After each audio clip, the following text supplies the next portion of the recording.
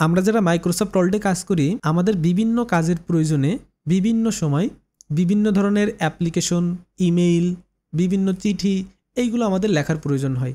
তবে এইগুলো লিখতে গেলে আমাদের নিচে অবশ্যই সিগনেচার অ্যাড করতে হয়। তো এই সিগনেচারগুলো অ্যাড করতে গেলে আমরা প্রত্যেকবারই ইনসার্ট মেনু থেকে পিকচারের মাধ্যমে সিগনেচার আনি। তো এটা কিভাবে একবার মাইক্রোসফট ওয়ার্ডে সেভ করে রেখে বারবার ব্যবহার করা যায় সেটা আমরা আজকে দেখব। তো এখানে আমরা একটা ড্রাফট ইমেইল আমরা লিখে রেখেছি। আমরা কিভাবে এই ইমেইলে ওই সিগনেচারটা অ্যাড করতে পারি সেটা শিখব। চলুন দেখি। তো সর্বপ্রথম আমরা একটা ব্ল্যাঙ্ক ডকুমেন্ট নিই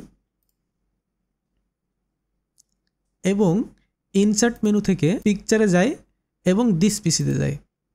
আমার যেখানে সিগনেচারটি রয়েছে আমি সেখান থেকে আমার এই সিগনেচারটি এখানে ইনসার্ট করে নিলাম এবং এই সিগনেচারের সাথে যে প্রয়োজনীয় লেখাগুলো আমি রিপিট করাতে চাচ্ছি সেই লেখাগুলো আমাকে এখানে লিখতে হবে। এইগুলো একবার আমি মাইক্রোসফট ওয়ার্ডে সেভ করে রাখবো এবং বারবার ব্যবহার করব।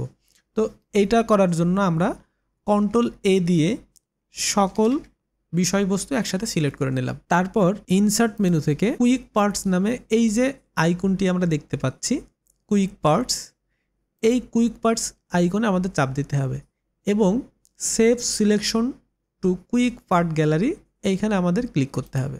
এইখানে ক্লিক করলে এমন একটা উইন্ডো আমাদের সামনে চলে আসবে।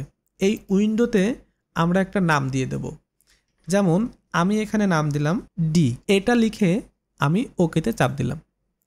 এখন যদি আমি এই ডকুমেন্টসটা ক্লোজ করি এবং যেখানে আমার এই সিগনেচারটা অ্যাড করতে চাচ্ছি আমি সেখানে যে ডি লিখে কিবোর্ড থেকে যদি F3 প্রেস করি তাহলে দেখবেন অটোমেটিক্যালি আমার এই সিগনেচারটি চলে আসছে। আমি যে কয়বার ডি লিখবো F3 চাপ দেব সেই কয়বারই এই সিগনেচার চলে আসবে।